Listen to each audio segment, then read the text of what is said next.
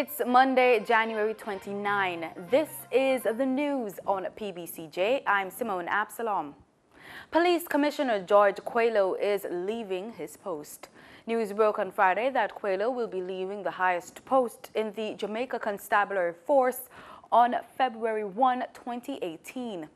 PBCJ understands that Police Service Commission is scheduled to meet with the Deputy Commissioner of Police, Clifford Blake, today as it seeks to quickly identify a short-term replacement for the outgoing Police Commissioner. This meeting has been deemed urgent owing to the fact that Commissioner Quayle is set to walk away from the constabulary force in a matter of days, and there are several candidates being touted as his replacement, including the man who will be more than likely to be given the task to act when Quayle departs, that's Deputy Commissioner of Police Clifford Blake, while the other name from the ranks of the JCF being swirled around is Assistant Commissioner of Police Fitz Bailey. Since the JCF officially started operations in 1867, there have been 28 commissioners of police.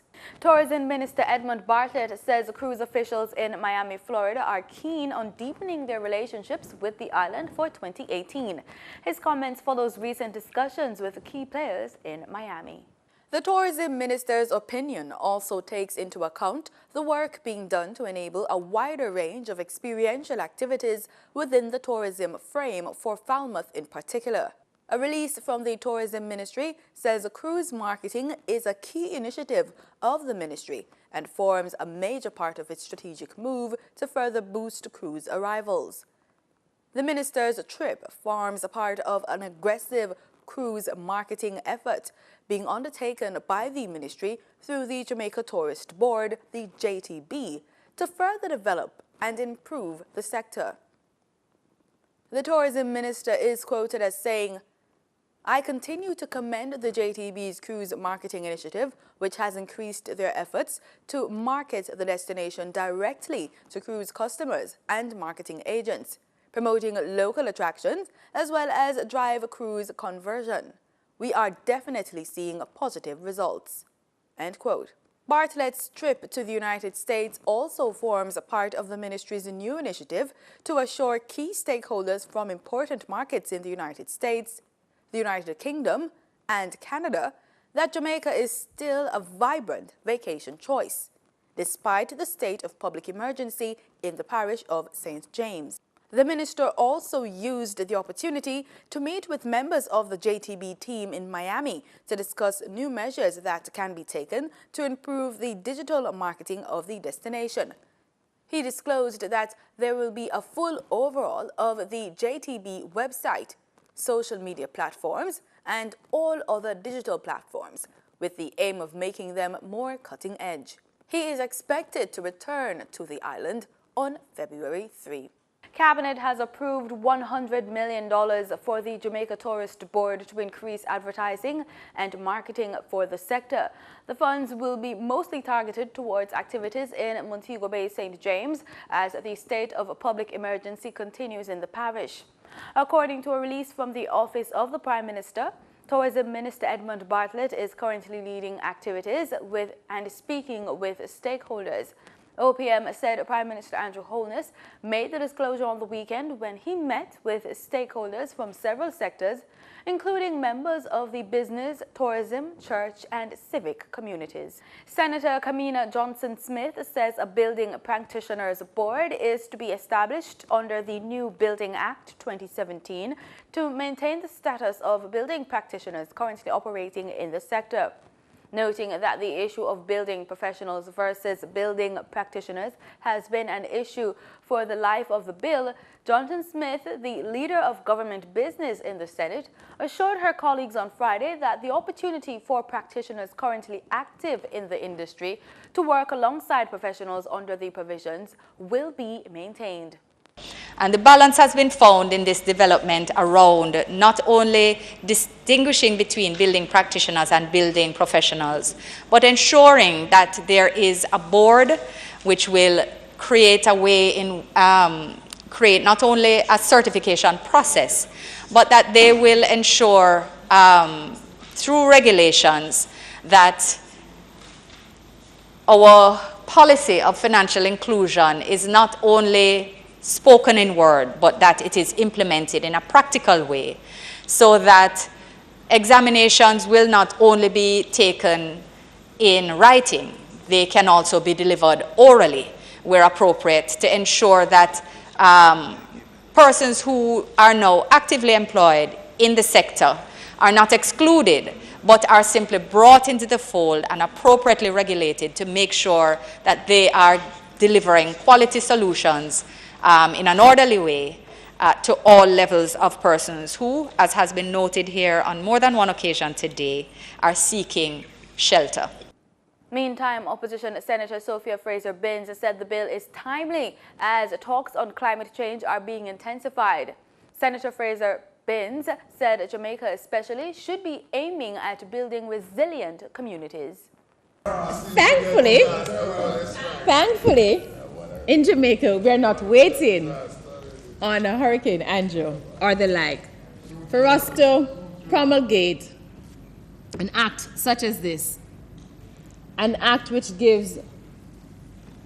makes it mandatory and which puts to the center of building and construction safety and security of the public.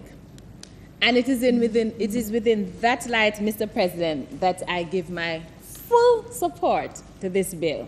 In regional news, the Caribbean will be represented at the World Urban Forum to be held in Malaysia early next month.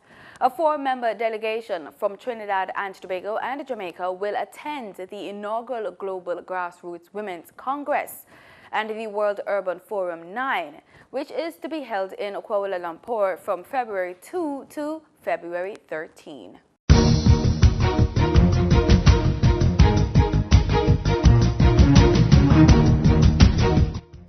In sports, Elaine Thompson clocked 7.18 seconds to take Section 3 of the women's 60-meter dash open at the 17th staging of the Queen's Grace Jackson Invitational Meet at National Stadium Saturday night.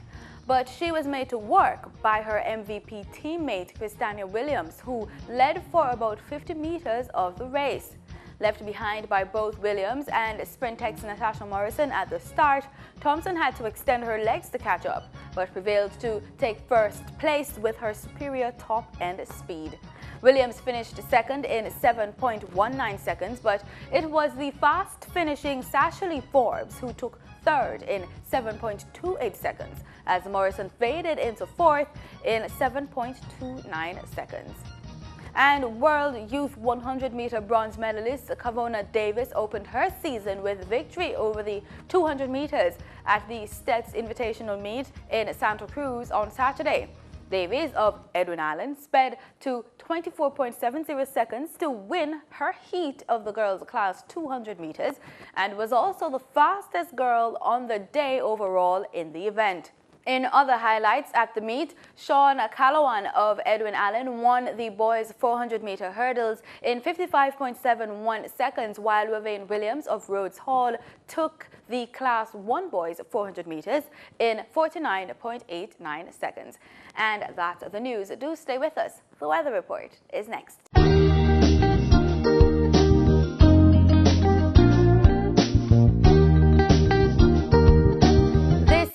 PBCJ's weather report. Thanks so much for staying with us. Let's start as usual with our local currents. In Kingston right now, we're seeing a temperature at just about 29 degrees Celsius. We're also seeing a forecast of scattered showers across several areas, and we're also seeing that the temperature is set to go down to 23 degrees Celsius this evening when the sun sets at 6:33 p.m. Let's take a look at what's happening over there in Montego Bay, St. James. This afternoon, we're expecting showers in Montego Bay, St. James, and we're also expecting temperatures between 23 and 27 degrees Celsius. This evening, the sun is set to go down at just about 6:33 p.m., as with the temperature that's set to go down to 7 degrees Celsius in some areas. In our forecast across the island today, we're expecting temperatures between 27 and 31 degrees Celsius. We're also expecting cloudy conditions and rainfall in several parishes.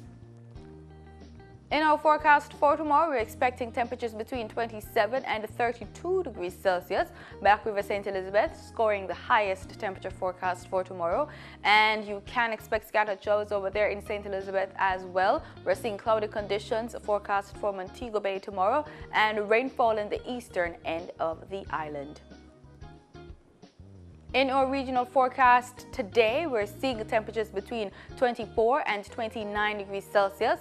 We're also seeing rainfall across the region, so you can realize that there is a weather condition affecting the region today. Let's look at what's forecast for tomorrow. We're seeing temperatures between 22 and 29 degrees Celsius. We're also seeing cloudy conditions forecast for Santo Domingo, and we're seeing rainfall across most countries in the region for tomorrow. Let's look at our travel forecast. We're looking at the United States forecast for tomorrow. Cloudy conditions in Los Angeles, Miami, and New York. Sunshine forecast for Atlanta. And that's it for the weather report. Thanks so much for making it PBCJ. Remember, we are the People's Station.